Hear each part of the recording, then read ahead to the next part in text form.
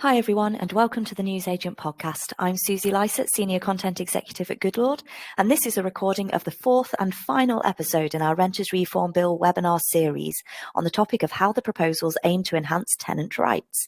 Sean Hooker, Head of Redress at the Property Redress Scheme, joined Goodlord's Ollie Sherlock to cover everything from the right for tenants to keep pets to the new rules around rent increases. I should also highlight that between recording the webinar and editing this episode, Liz Truss has announced that she will resign as Prime Minister. However, that, of course, in no way diminishes the importance of understanding these Renters Reform Bill proposals as outlined by our expert speakers. The webinar itself is available on demand and is CPD accredited, so I'll add the link in the show notes. But for those that prefer to get your lettings updates on the go, let's crack on with the podcast.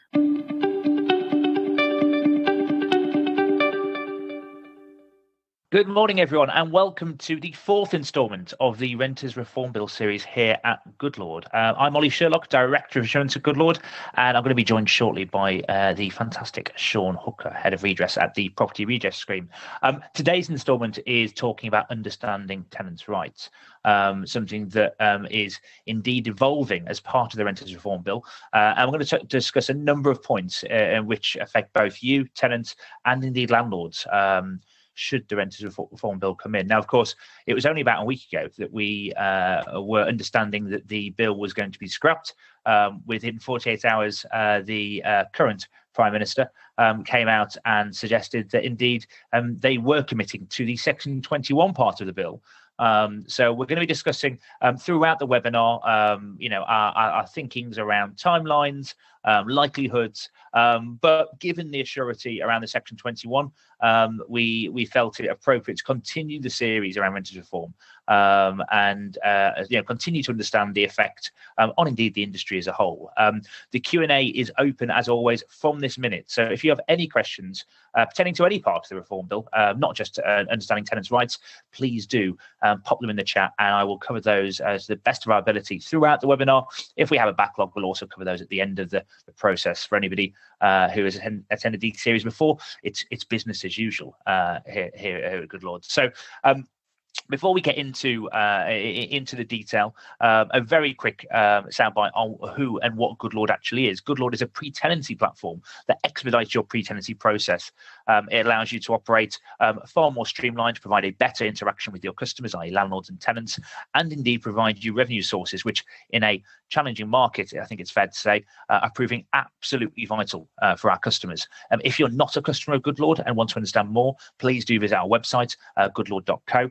If you are a customer and want to understand how landlord terms of business, for example, a new addition to our platform, payments and letting accounts, a new addition to our platform, or indeed the enhancements to our rent protection insurance policy feature, and you've not had those conversations with us, please do reach out to us. Your customer success manager is on hand to support and guide you through those. As always, this is not a Goodlord pitch. This is about the industry and what's happening in the industry. And we are normally joined by a aficionado from the industry. And indeed, today we have the fantastic Mr. Sean Hooker. Good morning, Sean. How are you? Good morning, Ollie. Let's get my camera on. There we go. Good morning. How are you, Ollie? I'm very good. An interesting few weeks, is to be fair, Sean. Before we get into the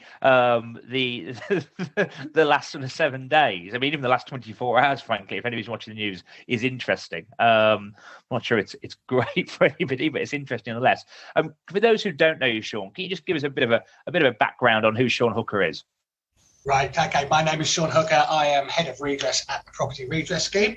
Essentially, we deal with escalated complaints of customers of estate agents, letting agents, and property managers. That's a mandatory scheme that all agents have to be a member of, and I just deal with complaints, to be honest. And it's fair to say, Sean, you have a good view across the board. You work quite closely with a number of bodies within the industry and within government, right, to try and support transparency and informed decision making when we're looking at sort of change. Oh, absolutely. Yeah. I mean, information and education is key, and that's a lot of what we do. It's not just a knuckle rapping. It is trying to educate and help the sector to improve standards. And today we're talking about understanding tenants' rights. We're going to cover that off in three different sort of phases, I suppose. We've got Sarah, as always, managing the slides. Thank you very much, Sarah. If you can go on to the next slide, that would be great. So our agenda today is covering, like I say, three different parts. We're going to cover the Decent Home Standard. The Decent Home Standard is, I think, actually one of the biggest changes within the Reform Bill. And arguably hasn't had anywhere near as much airtime as, say, Section 21, and for understandable reasons.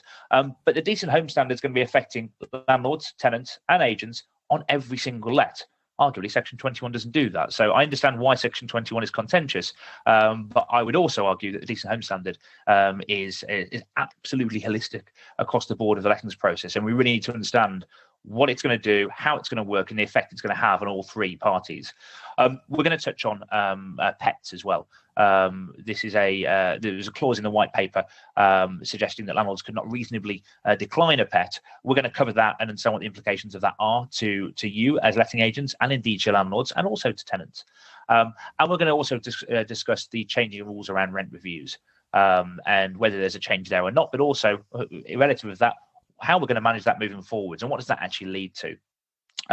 We've got a few questions in the Q&A already, so I'm going to try and cover those off. So we've got Dimitri. If we missed the previous part of the series, where can we view them? We can share those with you, Dimitri. So we can email us across and give you access to those previous three sessions. Nobody that's left a name. You can hear me okay, fantastic. Sean, you sound a little faint. So maybe if we can just speak a little louder, Sean, into the mic, that would be great. Two more on there. So yeah, maybe having a little sound issue your side, Sean, potentially. So bear with us, guys, while we sort that out. I want to make sure that you can hear Sean. Can you hear me now? Can you hear me now? Yes, yep. That is crystal clear.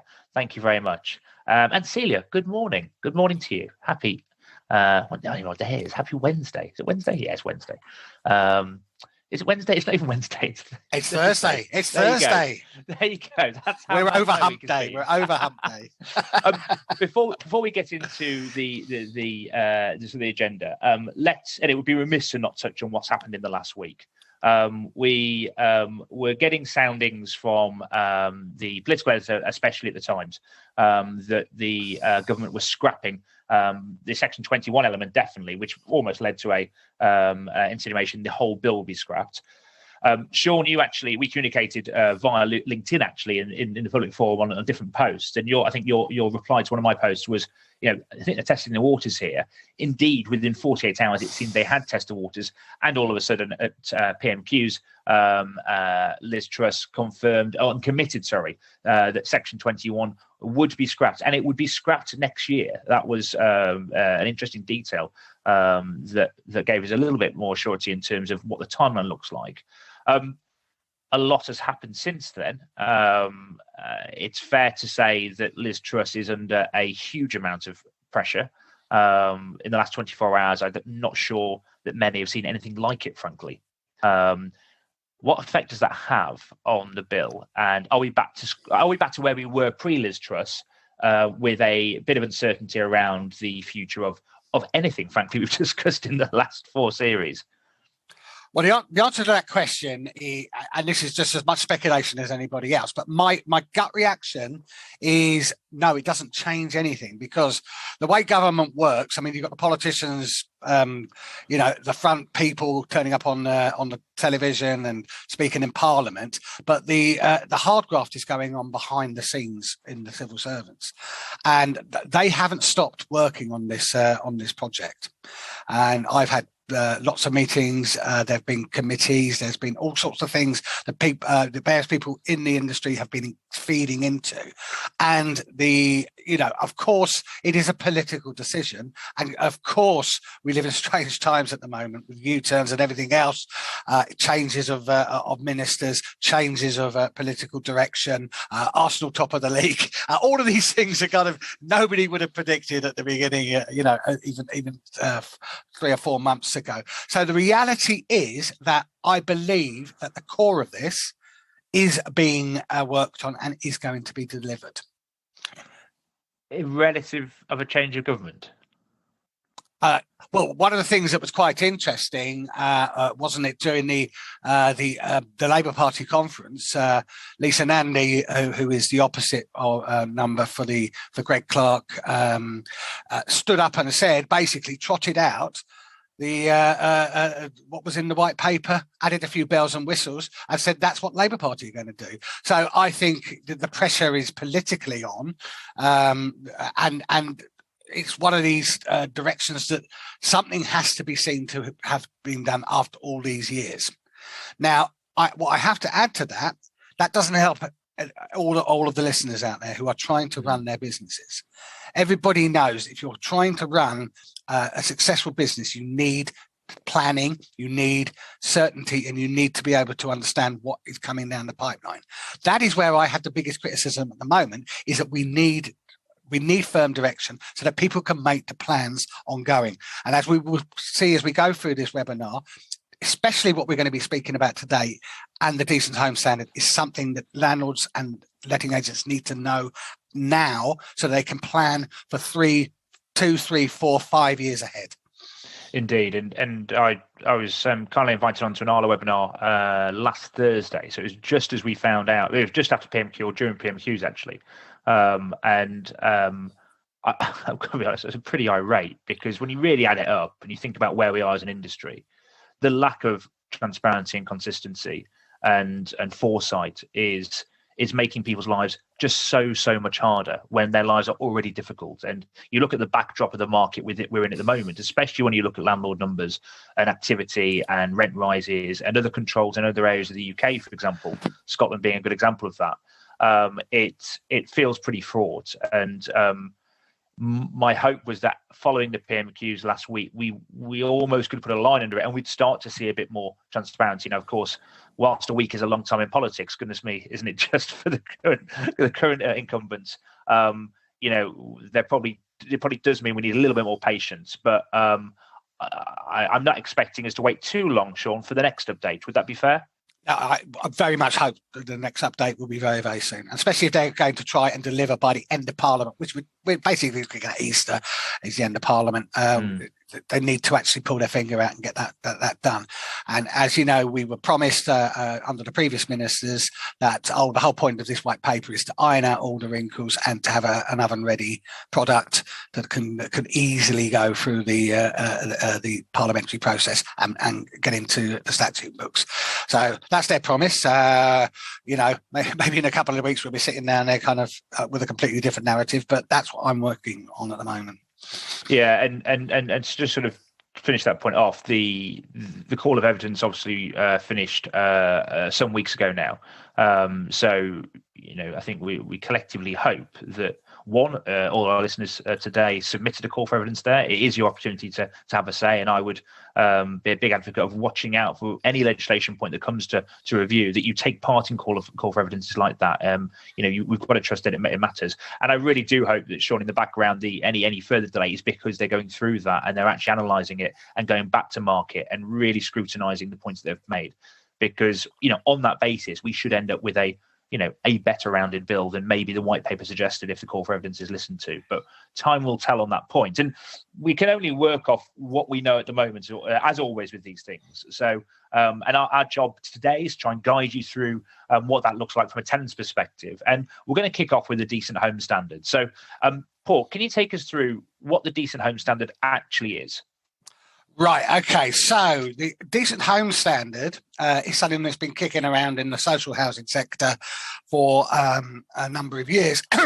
Now, let me just clarify on this. That this is new, but it's not new, because basically we already have quite a lot of standards in the private rented sector. To the extent that we've had, we've got the health and safety regulations, the 29 hazards that you have to make sure that your property does not have in terms of legislation. We have got homes for human, fit for human habitation that came in 2018. We have a number of, of course, we've got gas safety, we've got electrical safety. there's lots and lots of rules and regulations for a landlord to abide by in terms of keeping their property in a reasonable standard. What the decent home standard, though, is it was applied to the social housing sector, and that was on the back of the fact that the social housing sector had anything up to 40% of its properties not deemed to be fit for people to live in. And this was seen absolutely as a political crisis. And so therefore they brought this in, and they believe now that that has fallen down to under 15%, about 13% is what they reckon that in the social housing sector is the, is properties that would not meet that standard. If you kind of take ONS figures and, for the private rented sector, we're actually not too bad on one hand, they're reckoning there was 21%. That's 1 in 5 properties would not meet the minimum standard. So that means that 4 out of 5 do, which is the positive side. But the negative side is if 1 in 5 people are living in properties in the private rented sector that they shouldn't. This is why this is important. So effectively, what is what are they looking to do? It's 4 very simple strands. One is that the building should meet the minimum statutory standards. So we're talking about the 29 hazards of the health and safety, but also building standards and other things there that, the building is fit for purpose on that situation.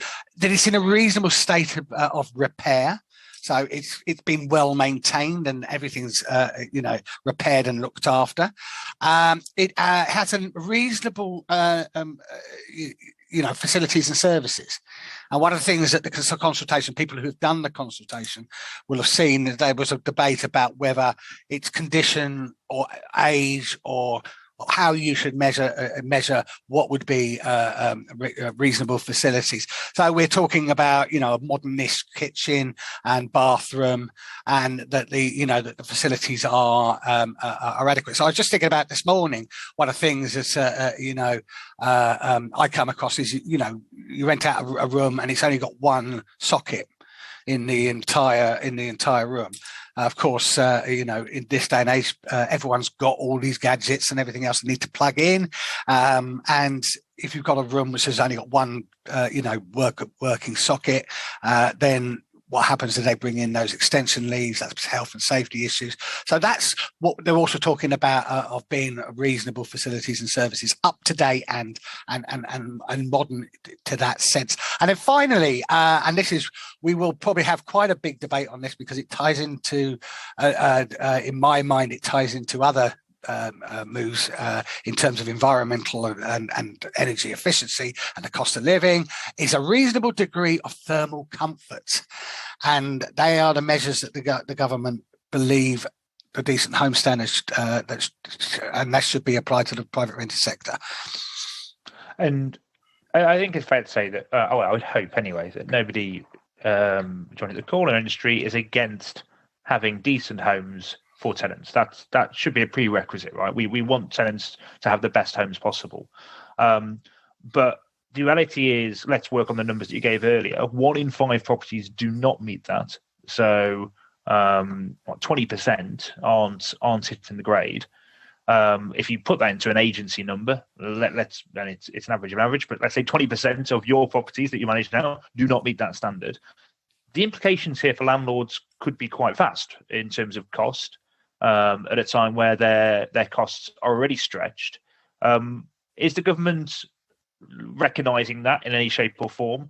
The introduction of this, how is that going to play? And is it a straight cut-off? And I know in the call of evidence, there was very much suggestions. Well, they were asking for how would you want this to be implemented? Would you want to see this over an 18-month rolling period? Would you want to see it in phases? Elements of the standard be introduced in different phases?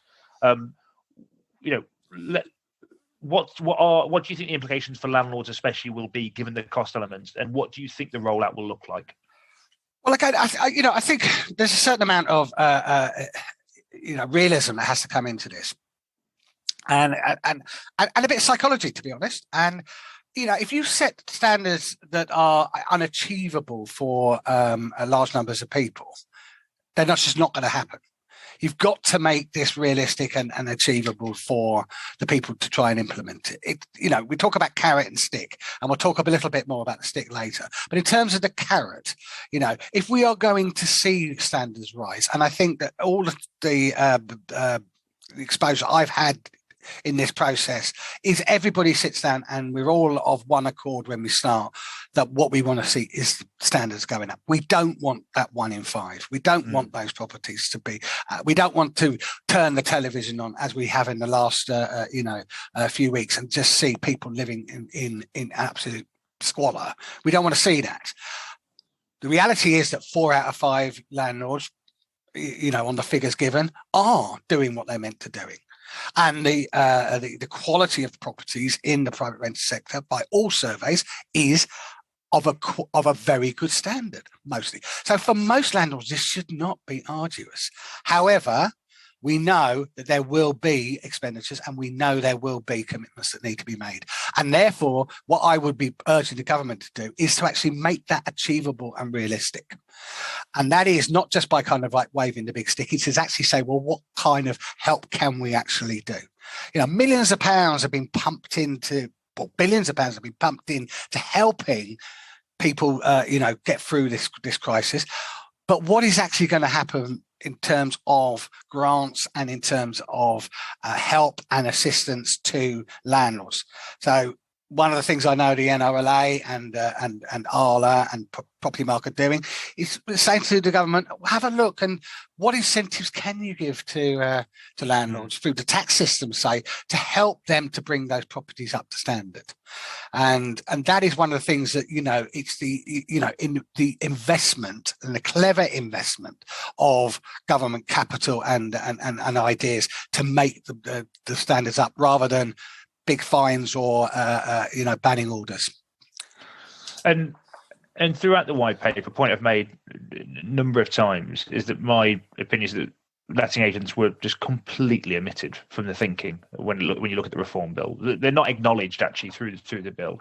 I find that strange if you've got 12 to 13,000 professional people doing something that is essentially educating and supporting the ecosystem that is our industry. Letting agents could find themselves in the middle of this in some respects, right? Because they are going to be gatekeepers to ensuring that the property meets the standard. Do you see complications there? And how far do you think the liability stretches into the letting agency space versus the landlord themselves? And clearly, like most compliance and legislation pieces, the agents are the gatekeeper, and this to me feels no different.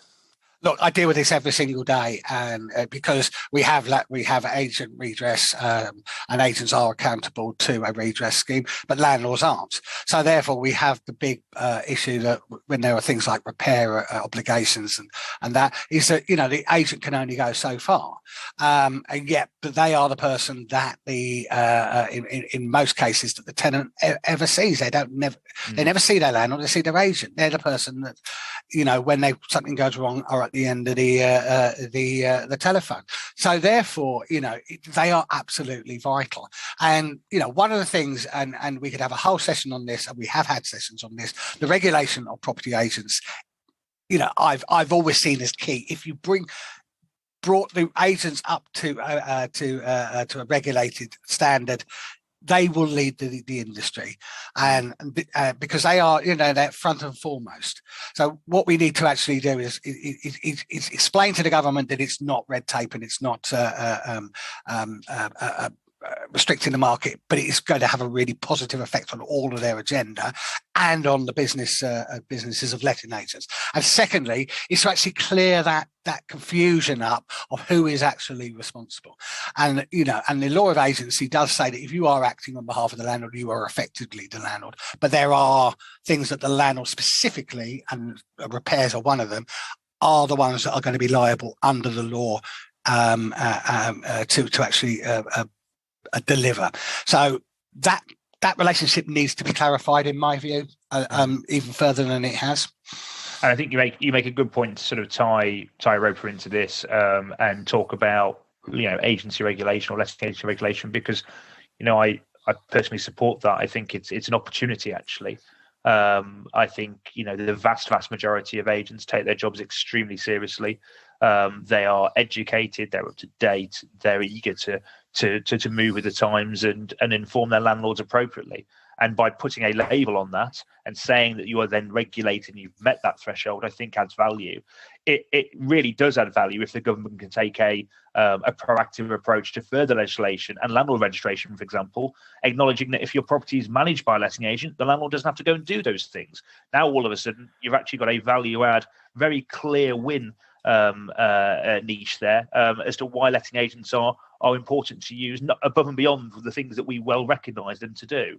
And I have that thinking with the backdrop that the majority of landlords do not use letting agent services, and therefore, if I knew by going to a letting agency that all of my compliance pieces were ticked off, there was a level of liability because agents are regulated, and indeed I didn't have to do anything further myself.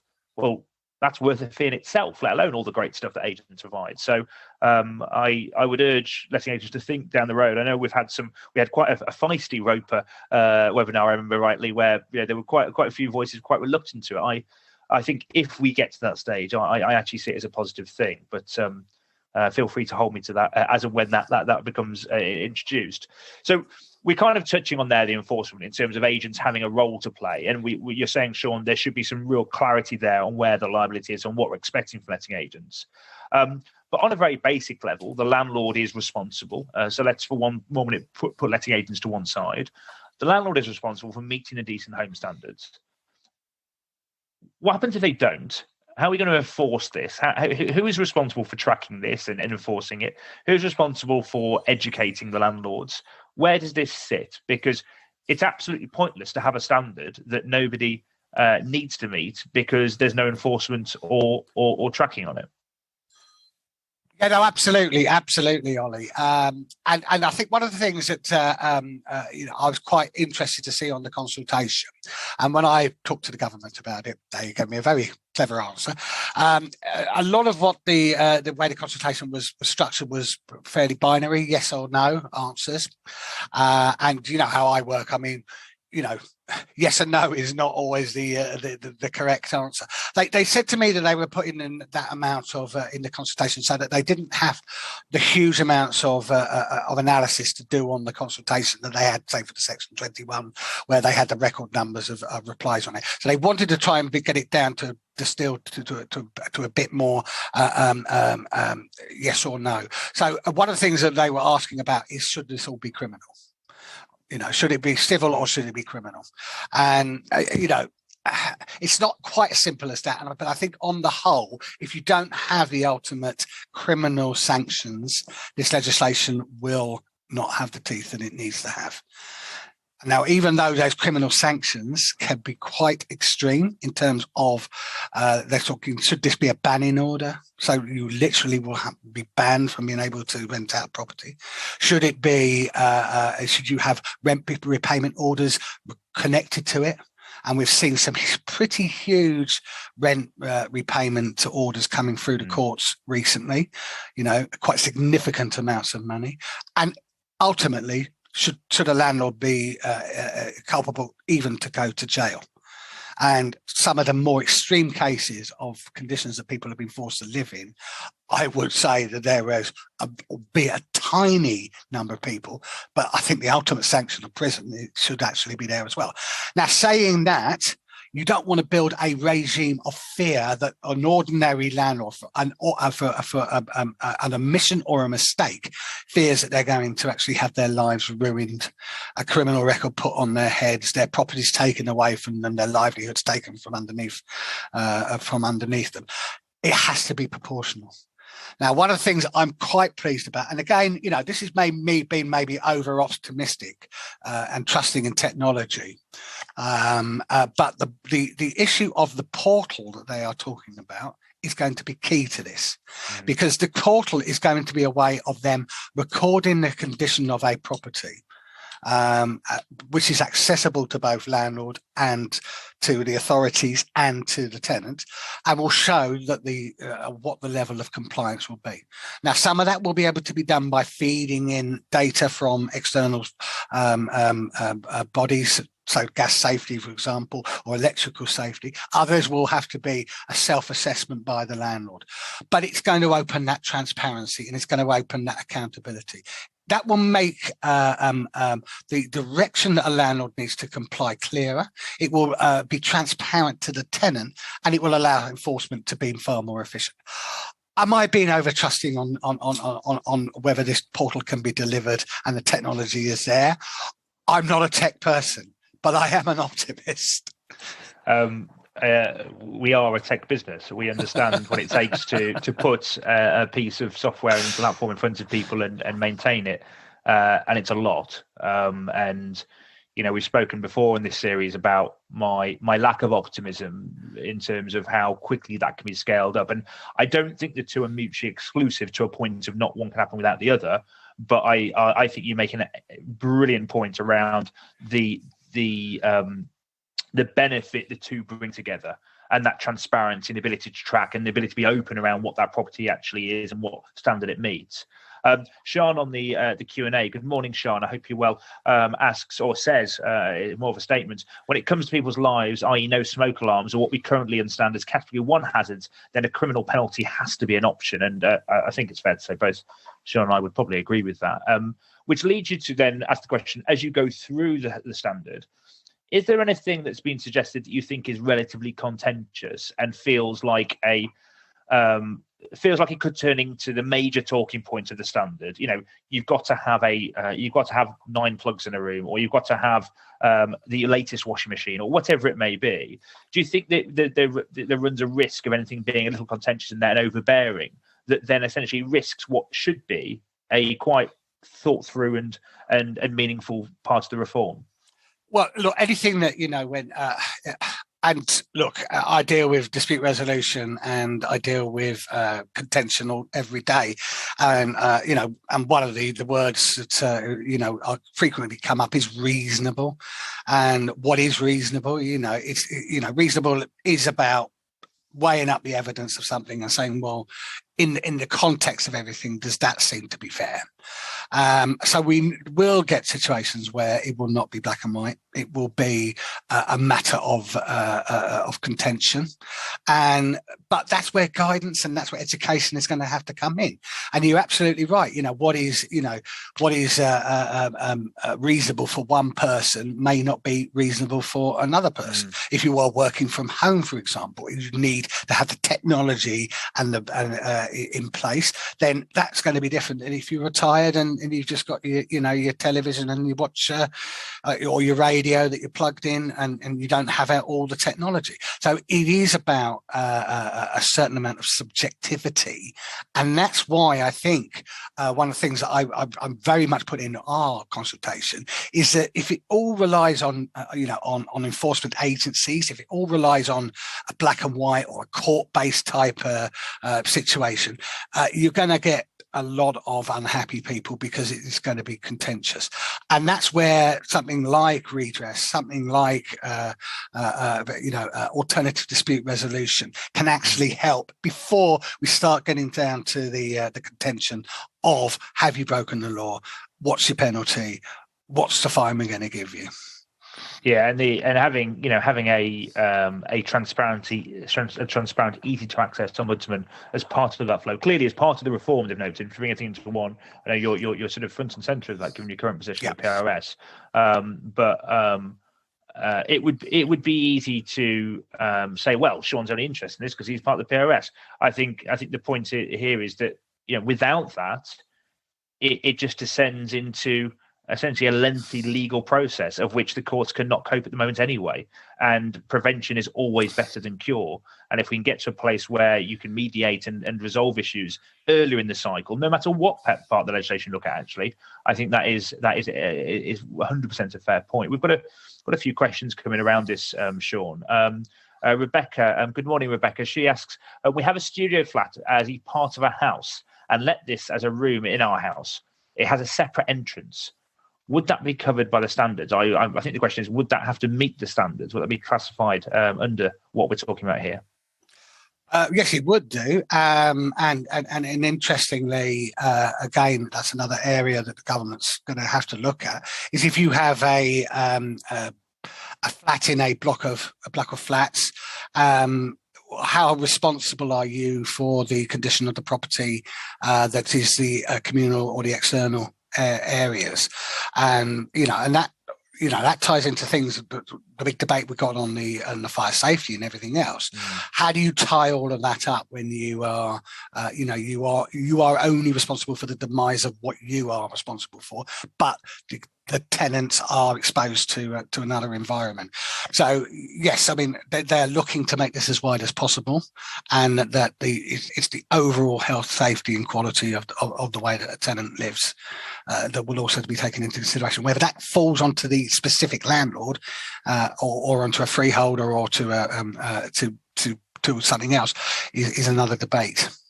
And Chris, good morning, Chris, makes a really good point in terms of the access to this kind of data and information, suggesting that gas safety, alongside other bodies, would have to open up their data and allow that to be accessible. And I think that's one of the, when we think about the portal, that's one of the challenges in terms of who owns that portal, who regulates the flow of data, how do you get businesses and third parties to integrate with that?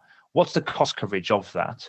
And how do we maintain it, frankly? Because it's one thing delivering something on day one that looks nice and shiny, but the maintenance of something that is frankly getting thousands and thousands and thousands of data points being pushed through it on what would be a daily basis is not simple by any stretch. And I think the ownership and accountability piece of that development is as important as any other part, because put it in the wrong place and it will struggle to get off the ground in a meaningful way. But you're right, Chris, to point out that this isn't just a one-stop shop. It needs cross-industry support, of which I think it's fair to say of the suppliers and bodies that I interact with, Sean, and maybe you do. I don't think that's lacking, actually. I think the industry does want to support better transparency. And it comes back to businesses really getting their ducks in a row ahead of time. So, one of the things is recognising unique property reference numbers, for example. That will be the basis, I think, of a lot of the data points moving forward in our industry, for you as letting agents, for landlords, for tenants, and for us as suppliers, and for you as well, Sean. So it's things like that we can get ahead of, but it will be interesting to see how quickly we can move on that. Final question on this point before we move on. A question from somebody who hasn't left their name. Irrespective, good morning. They say, much as the portal is a good thing, but are you going to end up getting agents losing business? They have to pay to train staff to know legislation, etc. And this knowledge is what my managed landlords are paying for. Agents could suffer.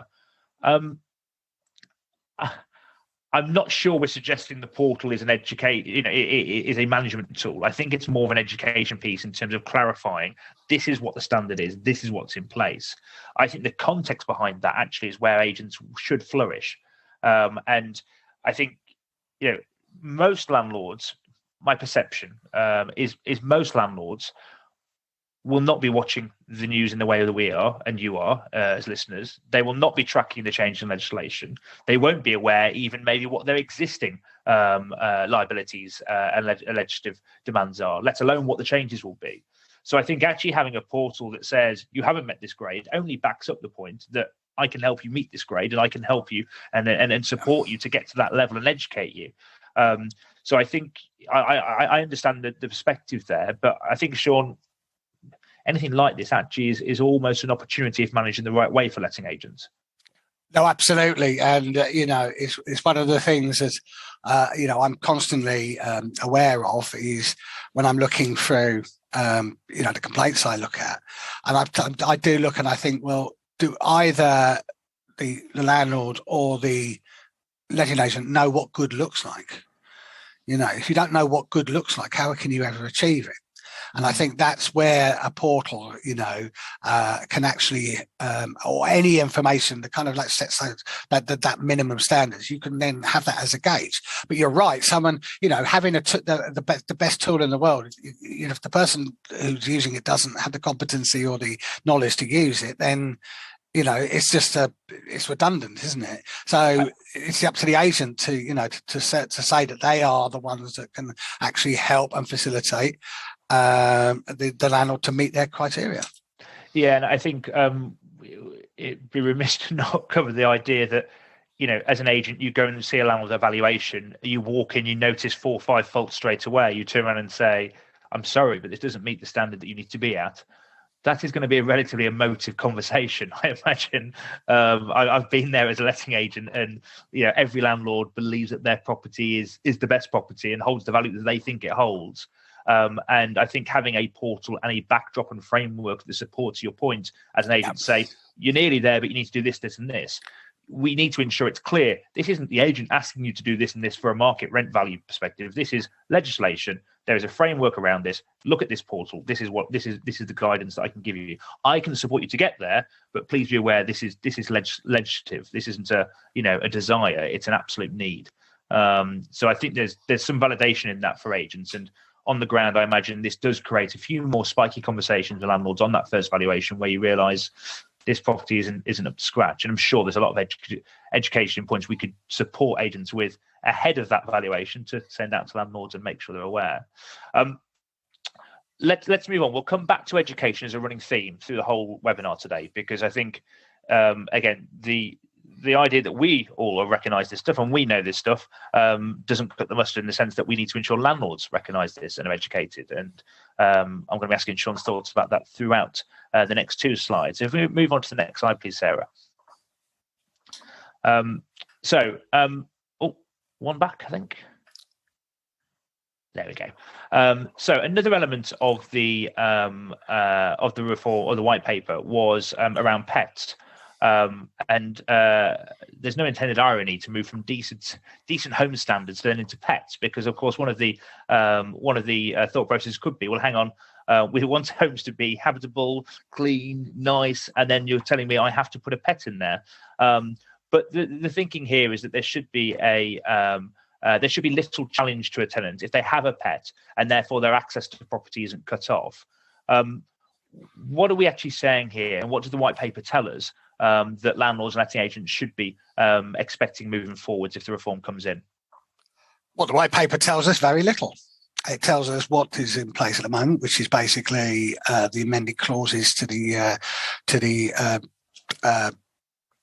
model tenancy, which nobody uses, and also that people like pets, and they, a lot of landlords don't put blanket bans on them.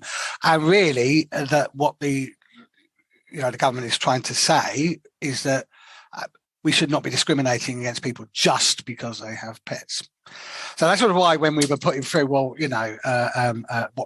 topics we're going to be talking about, the question I get asked is, will this mean landlords are going to be forced to accept tenants with pets? And the answer to that is categorically no. What they're not going to be able to do is put a blanket ban and say no pets. What they will have to say, what is reasonable in terms of them saying, no, we don't want particular pets or a pet in this particular property. You have to come up with a bit of a reason, or a reason why it is unreasonable for a tenant to keep a pet in the property. And, I've been sitting on a group there, and we've been going through all the scenarios of what would be legitimate reasons for not accepting a pet. And these are not just kind of like, let's find a list of excuses that we can just put down. I think there's going to be a genuine conversation about why a particular property or a particular circumstance is not suitable for a pet. So, for example, I dealt with a complaint case where it was a student in an HMO, and she wanted to keep a pet in there, and the landlord said, no, you've got other people to consider. You can't have a pet running around the communal area. Some people might be allergic to the pet. Some people might be fearful of of a pet.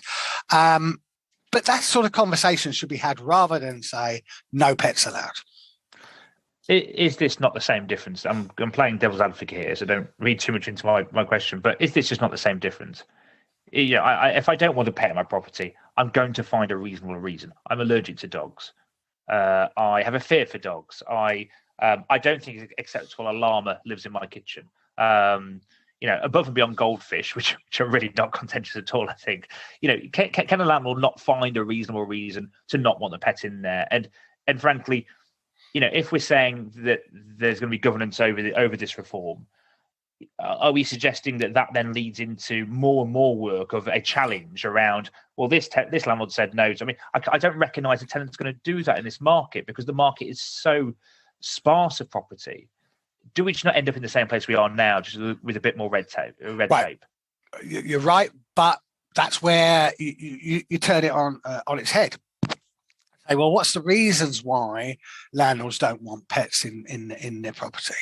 And the reason is that they fear that there's going to be damage, there's going to be excessive smells and cleaning to which that's going to happen, and that the property would be generally degraded by the fact of a pet in the property. And that reality is that the statistics don't actually bear that out, but fear isn't much a reality. I always, false expectations appearing real. That's what fear stands for.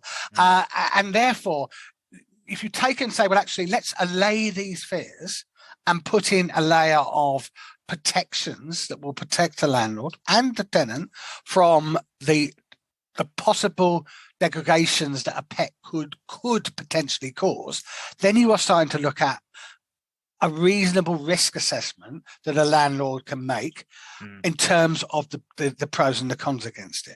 Now, the reality is there's also statistics out there that show people with pets are more reliable tenants because, responsible pet owners have, want to have a secure place for themselves and their pet, that they stay longer because getting a place that the pet and they feel comfortable in is, is very important to them, and that they, that they are happier and more conducive tenants. So it is a carrot and stick approach, and this is why it's so important that the government understands that they need to assist the industry to allow the protections that will protect the interests of the landlord. Because it's their property and their livelihood, as well as the rights of the tenants. And I hasten to add that was a devil's advocate question. I do not support pets being in a property, but I think knowing the processes as they are, there are going to be people who just think, well, I can just challenge this anyway, and nothing really changes. But you make a good point around the protection piece, and indeed the suggestion from the government has been that insurance would be we would be able to mandate insurance as part of this accepting process, having a pet in your property. Now, given my remit at Goodlord as director of insurance, this kind of sits firmly in my ballpark. And we've been looking at this and trying to understand the knock-on effect. And I think the early suggestions were, well, you can mandate the tenant takes insurance. I want to sort of hasten some caution to that approach. This legislation does not trump any kind of other legislative or legal protections that tenants are afforded, i.e. cooling off periods and insurance policies. So the idea that tenants are going to take policies out, and that's part of the lettings process, I think is thwarted with risk for a landlord, because ultimately they could take the policy out, they could cancel the policy, they're in the property, there's going to be little I think you can do. Or indeed, would you ever be aware that insurance policy is cancelled? I'm not even sure you'd have a right to know that on that basis. So I do think if this is enforced, you're looking at a added cost to the landlord that then has an added cost to the rent. And my question, I suppose, on the back of that, Sean, is 3 years ago, June 2019, the tenant fee ban was passed as law, as all of our listeners know too well. That ring fences any payment to a month's rent in advance and to a 5-week deposit. Is this just not going to contravene then with an applicable fee? How are we going to get this from where it is into legislation without it being seen as a additional fee to the tenant? Well, I mean, the main thrust of of the suggestions that have been put forward to the government, and I have to take my hat off to the group that I've been sitting on and the people that are contributing on that, because they are dealing with and looking at all the nuances of the different scenarios that you've got there. And the reality is it would have to be an amendment to the Tenants Fees Act to allow a reasonable charge for a pet protection policy to be an acceptable charge, or to make the tenant pay. And you could do that, either you could get the tenant to sort out their own insurance, but you've got the risk that they will lapse the policy, or they won't pay it, or they will cancel it, as you say, or you can allow the landlord to bite a policy on behalf of the tenant. We see that in a number of scenarios. In the rent in the rent guarantee scenario, that the agent will buy the policy on behalf of the interested party, who's the landlord. So we have all sorts of scenarios in doing that, but essentially, I think the fear that the tenant will kind of look to bypass this legislation. If you say, well, actually, part of the criteria of having a pet is to have insurance, most of them will actually, 99% of them, I think, will say, I'm going to take that out, because the reality is I'm not going to, I won't have the pet if I don't want to do it. And if you look at the anecdotal evidence out there, there are already tenants offering to pay higher rents to go into properties if they allow pets. Okay, and then look at the other scenario. If you don't have this avenue into the in the arena, what you're going to end up is people just getting pets anyway without telling anybody. Surely the simplest answer here is to extend the limitation on deposit and extend that through to, let's say, I would say 7 weeks, or whatever the amount we as a body we agree is a appropriate amount to cover common sort of fallout from having a pet in a property. Why not take that simplistic approach? Has that been discussed at all? Well, I think the reality is, and it's like anything in politics, at the time of the Tenants Fees Act, and amongst all the discussions that we're having, when they came out with this deposit cap, totally understand why politically they wanted to do that, because there was this, because it's finding money up front and deposits levels were rising. They wanted to curtail the initial costs to a tenant for taking a tenancy. I think that's off the table. Changing the cap limit. Okay, for good or for ill, that's going to stay. So these are solutions around it that allow for the provision of protection for landlords over and above what the deposit can provide. And look, there are now a whole plethora of no deposit options out there, and a lot of clever minds, cleverer than myself. People like yourself, Ollie, who are looking at these solutions to take, or your team looking at these solutions to do this. So the reality is, I think we're going to have to live with the fact that the Tenants Fees Act's not going anywhere, and the deposit ban is going to cap is going to stay, and these are solutions to allow a practical way forward on that. And the reality is, it's the same as rent protection. You take a deposit; it's really there, to protect the property, but the landlords want the security of knowing that they've got a month, up to a month's rent in case the tenant, defaults on it. So, if you do it in combination with a rent protection, it all becomes part of a protection regime that a landlord should be surrounding themselves to protect the things they care about, which is their property and their income. We've had lots of questions on this, and I want to get through some whilst we can before we move on to rent reviews. I'm conscious of time. So I've got a question in from Matthew. Good morning, Matthew. So he asks, so are block management companies still going to be allowed to blanket ban pets in blocks of flats? And I guess the answer to that, Sean, is if it's reasonable, yes. But it would be per property, I imagine. Correct. Yes. Yeah. I mean, there are restrictions on leases.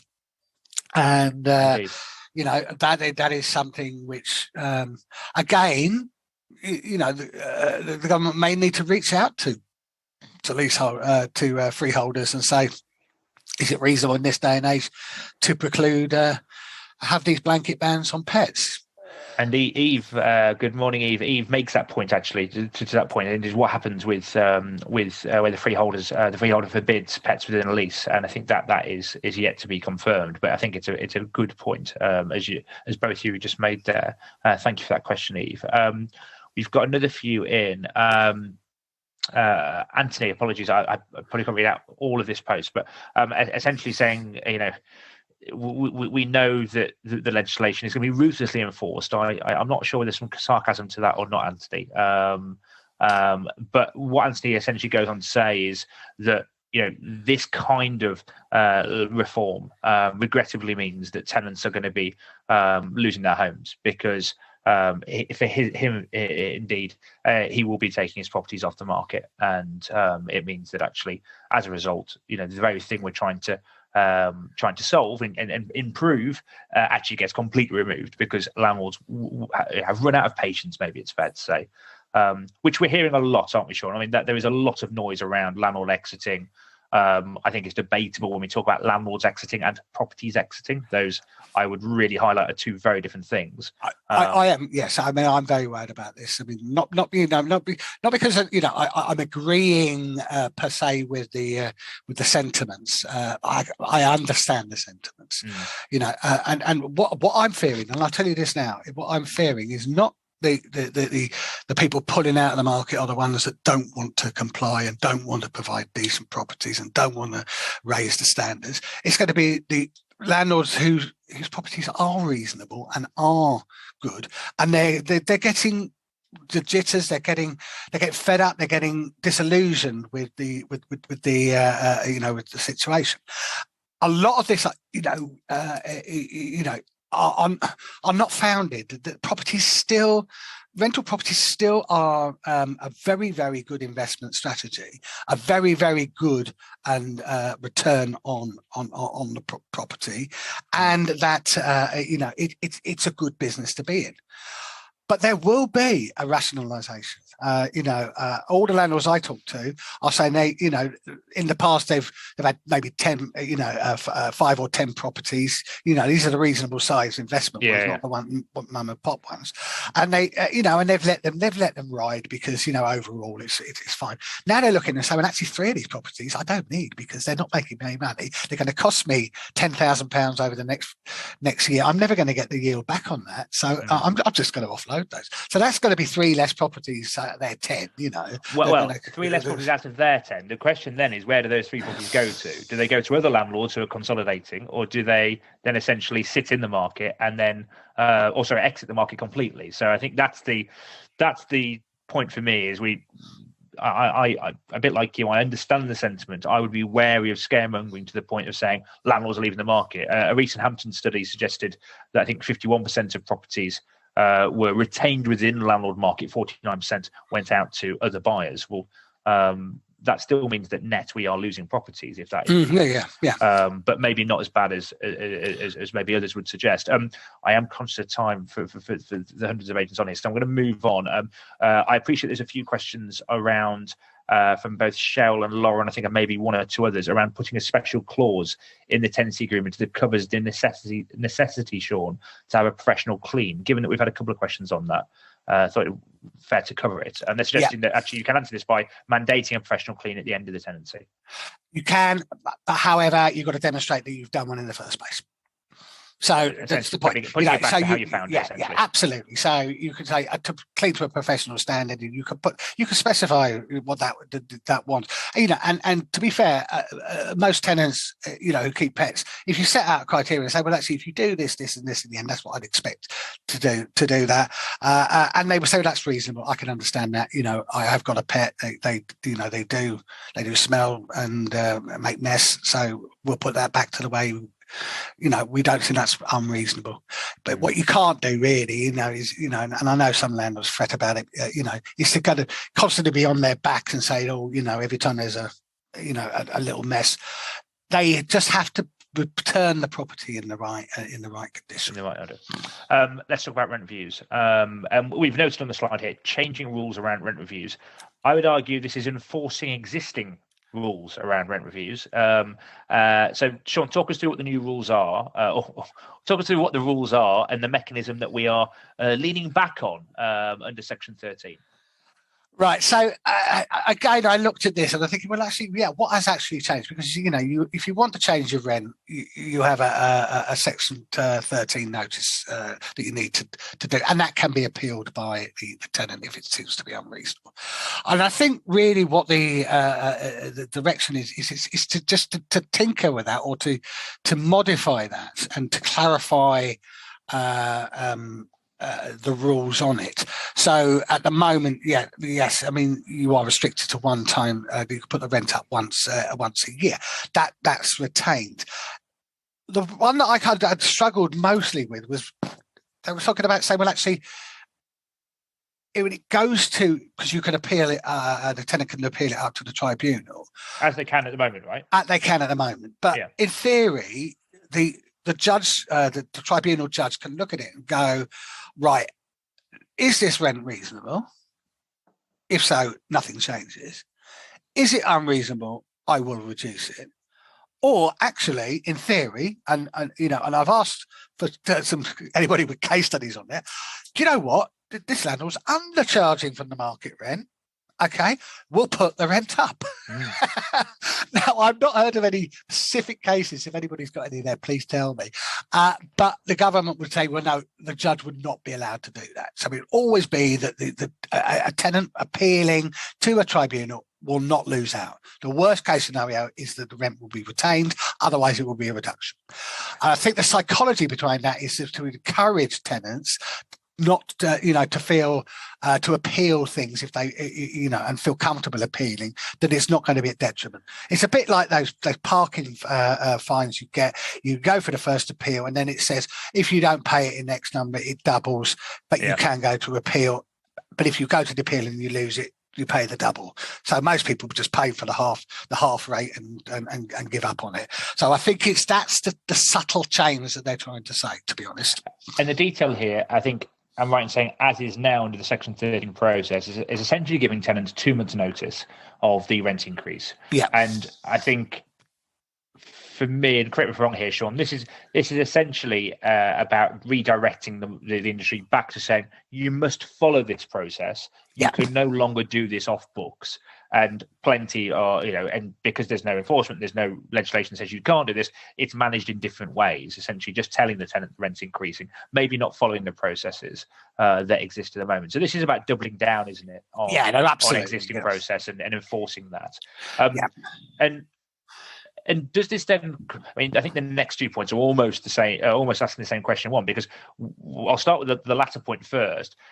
What constitutes fair market rent? And I'm not asking you to answer that question, because if you would be the font of all knowledge if you knew that. But there's so many different sources for fair market rents. If you want to know what the trends are at the moment, go onto the Goodlord website, look at Newsagent. We trend all of this, but of course that's a subset of data across the entire UK, and there's others out there as well. So how are they going to gauge, or how do you think they're going to gauge fair market rent? Well, that's exactly right. It's an evidence-based process, in the sense that what is the market charging? Can you demonstrate that your rents are in line with what the market is charging? It's very interesting that there's been a recent appeal to landlords from the valuation office to feed into their database the local rents that they are charging, because they're effectively the body that that monitors and looks at rent levels. And if the information, the data is there, then there is a far more reliable source of actually measuring what a fair market rent is. Now, why we put in, is it rent control? No, it isn't at the moment, and we know that the current government sentiments are not to introduce rent controls. We know that the government in waiting, if they want to call themselves that, are in favour of rent controls of some description. But are we talking about as we have in salaries, the government setting a minimum reasonable rent or whatever, or maximum reasonable rent or something like that as a guideline to for landlords per area? look, we're a long way off from any of this. Yeah. But this kind of like allowing the tenant the avenue to challenge, I think, is the most important thing that we did, that this part of the legislation is trying to look at. And Katie asks, hi there, Katie, if there is a clause in the tenancy agreement to allow annual rent reviews, can a letter confirming giving at least 1 month's notice be sufficient after negotiating with the tenant? Under the reform, I'm guessing that would be a no, because this legislation supersedes anything that would be in the agreement. It's essentially law. Yeah, no, absolutely. Yeah, so we have that mechanism, and if that's tightened up, then you follow that mechanism. And but the reality is, and it would say, if there are clauses, you put clauses in, rent restriction clauses in, or limiting in there, then the reality is that there is a permission in that tenancy agreement for you to put the rents up. And I've spoken to a lot of landlords who don't feel that they have the permission to put rents up. They have a nice tenant in there, and they just feel awkward about going and saying, actually, do you know what, my costs have gone up, I want to charge you more. And having a bit more of a structure in there, and that you have a right to do. We'll say, well, actually, it says in your tenancy agreement, you've known in advance. This is how we put up your rent. And the reality of that is that that's the counter to people are saying, well, actually, rent controls, are going to control the level of rents, because you just say to them, look, if a landlord has permission to do this, why wouldn't they do it? Why wouldn't you exercise that right? And we've found that particularly in leasehold sections, when they've got ground rent provisions, and the government's taken action on that, these are triggered. And they trigger them automatically. And in the shared ownership one, I've noticed that the provisions for putting the rent part up of a shared ownership thing there are now, being exercised. And these are, the rents are going up on that element quite extensively, because there's a provision in the law, in the tenancy agreement, to do it. And somebody who hasn't left their name, but nonetheless, good morning, ask a question around break clauses. I think we've covered that in the sense that the legislation suggests a rent rise over a 12-month period. So each 12 months, I think, Sean, you're allowed to do this process once, right? You can't go through multiple times. Yeah, so as long as you're absolutely. following that, I don't think a break clause is a determining factor. But the second part of this question is interesting, and it asks, if a tenant refuses, then ultimately the landlord can decide whether to serve notice. Now, where does the landlord stand if a rent? So I'm guessing the tenant would refuse. That would then mean that they formally apply for a review on that, saying it's an unreasonable increase. Now, if the tenant continues to pay the rent, where does the landlord go with that from a grounds perspective, especially in the absence of Section 21? Well, absolutely, and that's the thing. That's where the joined up thinking comes in, and needs to come in, because of course, if your tenant is disagreeing or not cooperating with your wishes, at the moment you can serve them a Section 21. Okay, no fault. Okay, and you move on from that. It's you no longer believe that relationship is tenable, so you move on. That will have been gone to a certain extent, because Section 21 will have gone. So if you have a tenant that's challenging or doesn't want to pay the extra rent, then you will have to go through whatever the new process of eviction is, and give an excuse for a reason for why you want to end that tenancy. So not that it won't happen, and that's why conversation and having a reasonable negotiation period and laying the expectations out to the tenants is important. And and ironically, we talk about now the increasing costs on landlords and rental properties, and yet there is a lot of evidence out there that landlords are, in some cases, freezing or lowering rents because they they know their tenants can't tolerate indeed, the big, there's an affordability piece, right, especially at the moment. But and government and legislation should not interfere in that kind of reasonable discussions. But getting in, having an environment which encourages that helps that, is going to be important, and that's why I think things like the alternative dispute resolution or mediation can, in these cases, help, to try and square those circles. So if you have a situation where, a tenant, isn't wanting to do that, maybe a mediation organisation can help to come to some kind of arrangement on that, so the relationship can be saved. Agreed. I think the devil is very much in the detail when you factor in the introduction, the abolishment of the Section 21, because you can see a wrangle going on. And I think that's exactly where mediation, for example, comes in if there's a contentious dispute between landlord and tenant, because at the end of the day, the tenant's still in the property, and you are going to have to find a reason. That's the reality of the new world if the reform gets passed in the manner that is suggested. One final question, and then we will call it there. We've overrun, but thank you so much to everyone who's we're guided by the questions as always, and there's been plenty of them. Diane asks, and I just want to clarify this point: are we only allowed to increase the rent every 12 months? Well, effectively, yeah, just once a year, yeah. Under the guidelines, yeah. Okay, I think that. I appreciate that we're going to be feedback on the last question around the point of how you would remove somebody, or what the point is around them not paying the rent. I think the reality is that in the absence of understanding what's replacing Section 21 in those events, it's extremely hard for Sean and I to say and give you certainty of what's going to happen there. Clearly, there's a hole, and I think Sean's point of where this is where the joint thinking has to come from a government perspective, is the right point. Because you can't put one piece of legislation in that then creates a void in another part when there's something so serious as that stage. Because of course any rent increase is contentious. If the two parties do not agree, there has to be a mechanism that allows relief for both. It's not just on landlords; it's for tenants too. There, we should be focusing relief on both at that stage.